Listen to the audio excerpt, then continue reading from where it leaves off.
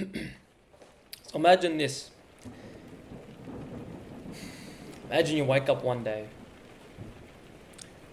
and it's at night. Find yourself in this environment, this industrial environment, right? Find yourself in the car park of this massive um, shipping container terminal, right? You're in the car park and you're looking around. You can see these massive machines carrying around all the containers. You see the massive cranes, like lifting containers up the big container ships. You look around. You see people walking in and out of the terminal. Workers. You realize you're obviously in the Matrix, right? Like deep, deep, deep in the bowels. You're in the pits of the Matrix, of this simulation, right?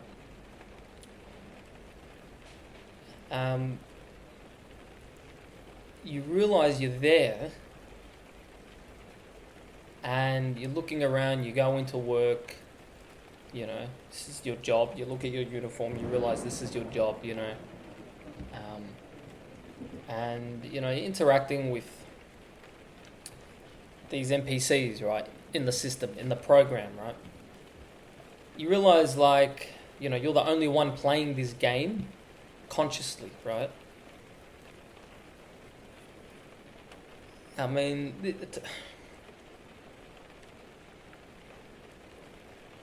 exiting the Matrix, mentally, because that's where you escape, really. I mean, it's mental. It's like you realize you're in a simulation. Okay, you're physically there. You realize that every single aspect of your reality is, a manifestation of your old identity. So you realize you got yourself there, right? I mean, it's a game now. It's like you realize you've kind of escaped, consciously. This is what I love about the Tates. They used to say back when they were locked up in Romania, getting all the hate and the criticism, especially all these random conservative influencers, on Twitter and stuff, criticizing them. The Tates used to say, they genuinely knew that they were more free inside this Eastern European jail cell. They were more free than all of these people in the West, criticizing them. Just slaving, right? They knew that they were more free spiritually and mentally in that jail cell, So it's definitely a mental plane.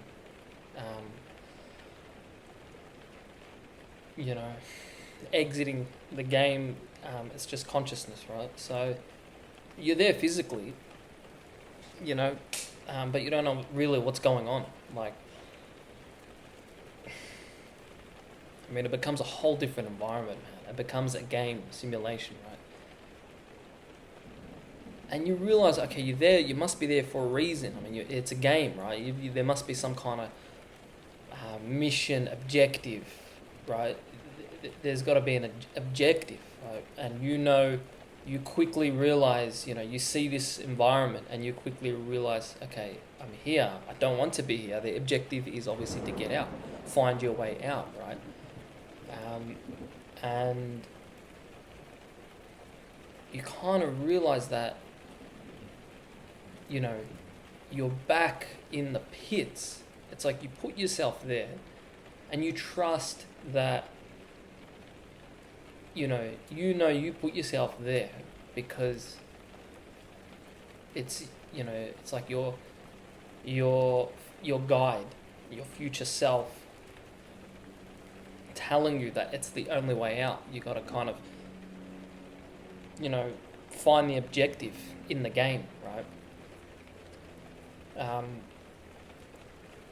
I mean, it's a simulation. Like, it really just feels like a program. You see all these machines, like, just driving through these grids with these containers just stacked up, and they're just, like, lifting them. And, I mean, it's like, you know those, you watch some of those, like, Disney, Pixar movies that are just based on, like, you know, dystopian, maybe post-apocalyptic, futuristic, ethereal, like worlds, right? It's just like robots and just industrial. It's just this corporation. It's the abuse and the I can't say the word. I don't even know if I can say the word here, but it's just the corporation. You know, doing what to the environment. You know what I mean? It starts with R, obviously. It's just absolutely destroying the environment and just maximizing profit and whatever, right? It's and you're down in the pits, like you find yourself. I spoke a little bit about this actually with a good friend from the game, from the simulation, right? We were just kind of talking about like how it all seems to us, right? Just kind of checking out fresh cut. I just got back from Baghdad. Yeah, we were talking about like how it seems in this. It's like a virtual reality down there, you know. It's a game. We call. I mean, you go in, right? You spawn in at the amenities, which is like the lunch area. And it's like, we call it like the lobby, right? You spawn in, right? Before you head down maybe to the portal or wherever you got to go. And, you know, you spawn at the lobby and it's like you got to find yourself in different places, right? So you go down and you get the radio, you call the bus, which is like just the terminal transit, right? It's a transit.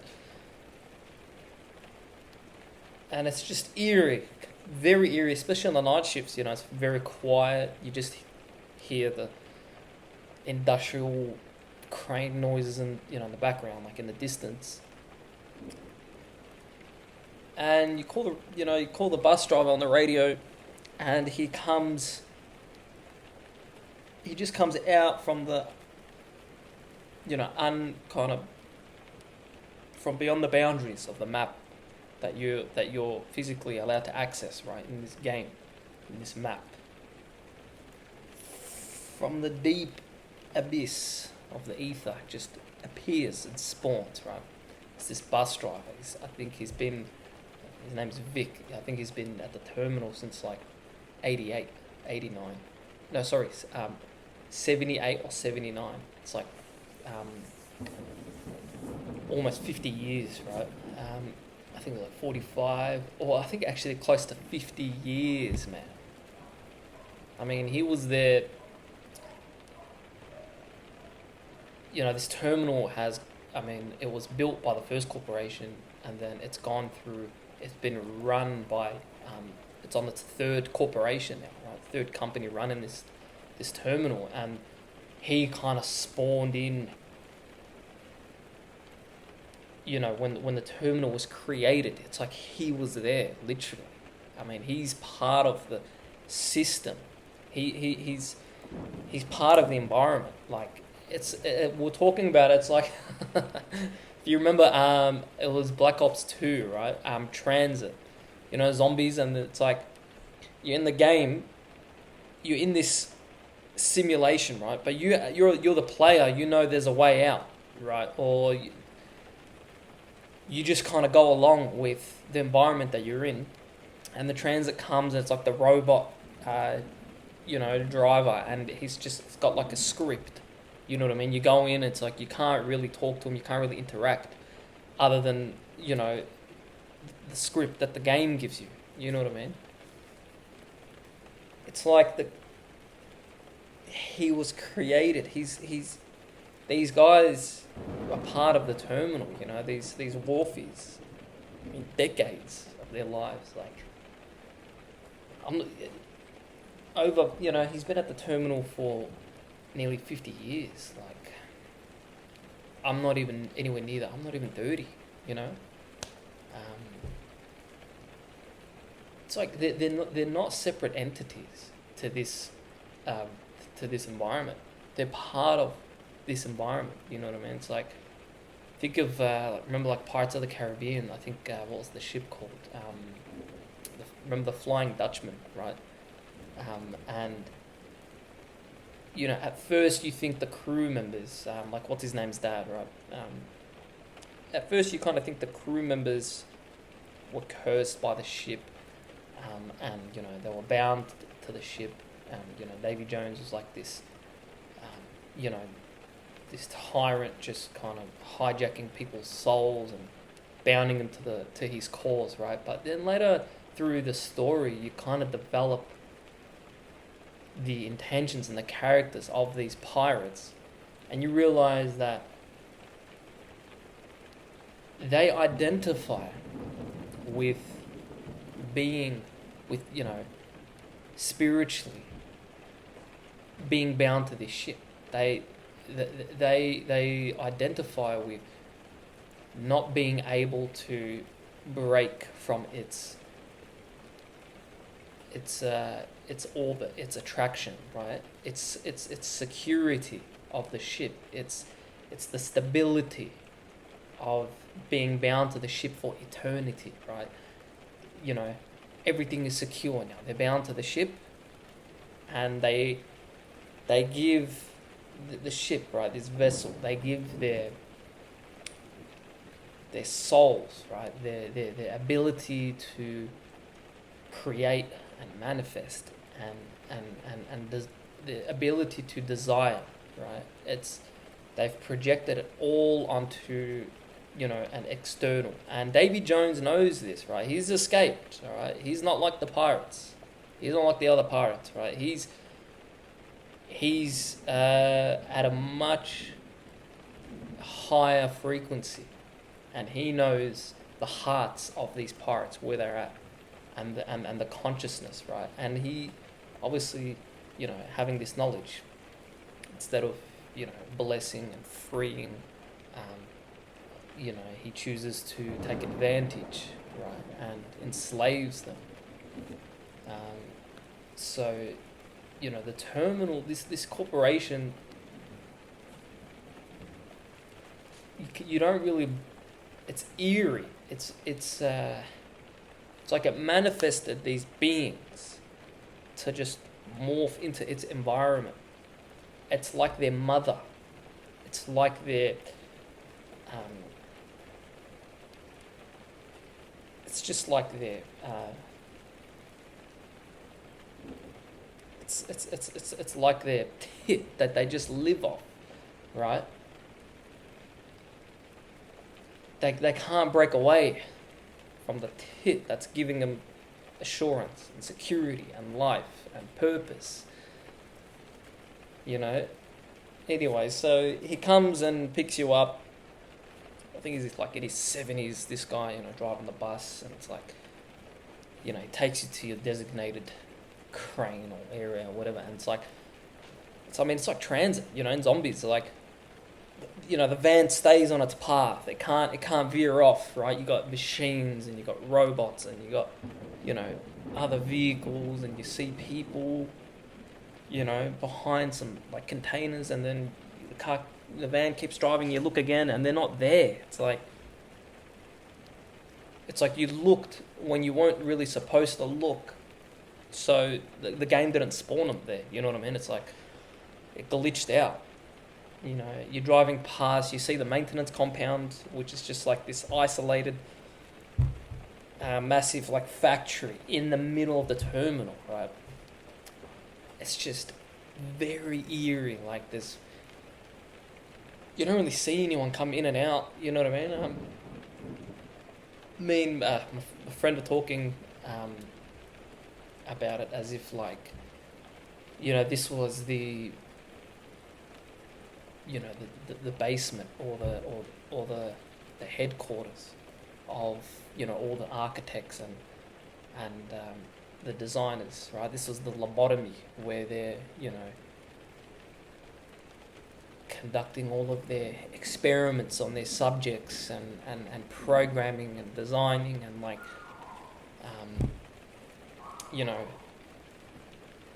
designing and building, constructing this environment, right? Then he kind of drops you off.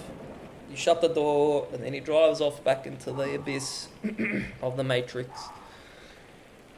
You go up on the ship, and the ship is the same environment. Like the crew members, they look like they're part of the ship, man. They look so. They don't look human. You know what I mean? They look like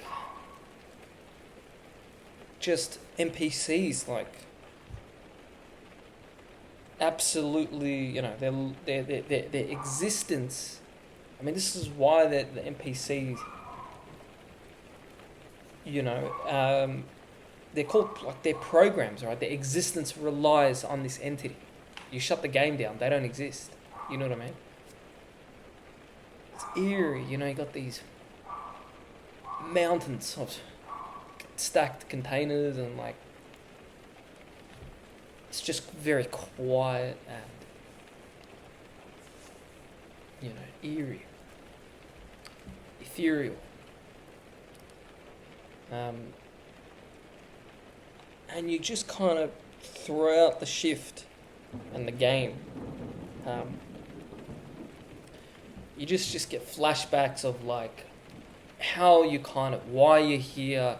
It's like, it's story mode in these deep psychological games, right, that you used to play, They're just psychological and eerie, kind of spooky. They're not really horrific or violent, you know what I mean? It's more like just psychologically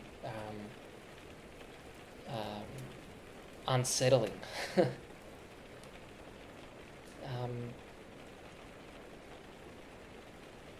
And you get these flashbacks, of the character, of like memories and like who he was before he entered this environment, how he entered this environment. And then you kind of come back to your senses and you realize, okay, the only way really out of the environment is just through it. Through the pain of facing all the truths of your old identity. Realizing all your old frequencies and all of your old,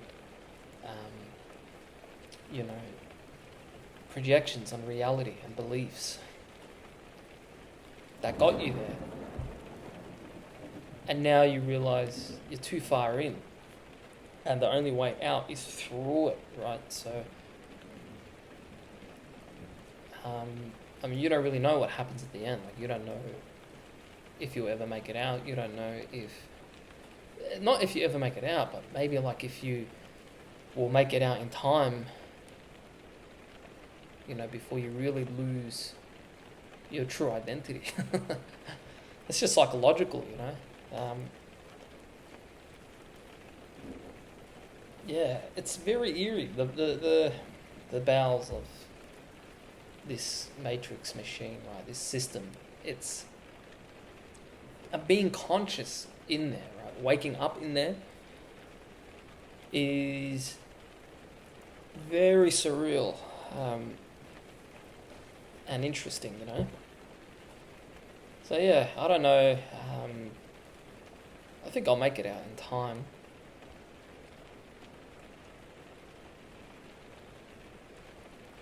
I'm conscious of how the hell I get out,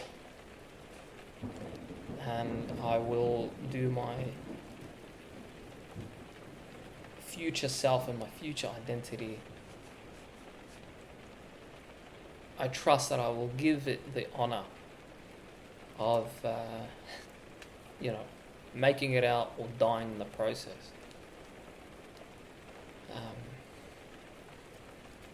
Yeah, I don't know. I've been there for a while now, a couple of years, and it's the first time I really. I know it's just I'm stupidly deep. You know what I mean? You just people like, bro. Relax. You're going into your day job, your casual job, but waking up in this reality. I never plan. I didn't think about it like this on purpose at all. You know what I mean? This is just how I see it when I walk in. Like, sometimes when your mental state can change that quick. Obviously, it changes before the physical. It's the cause, right? So the physical will change in time. It's just the time factor, really. Yeah. Anyway, I hope that gave kind of a realistic perspective on this environment, at least how it looks kind of from like a different plane. It's like the astral plane, how this place really looks,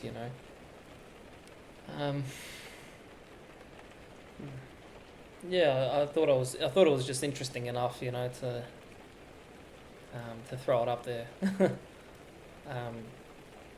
Like we were laughing about it, speaking about it, we were just really laughing at genuinely, like we were laughing and we genuinely when you thought that you realize like you've you figured something out, and it's like, oh, that's what it is. And it's like there's a deep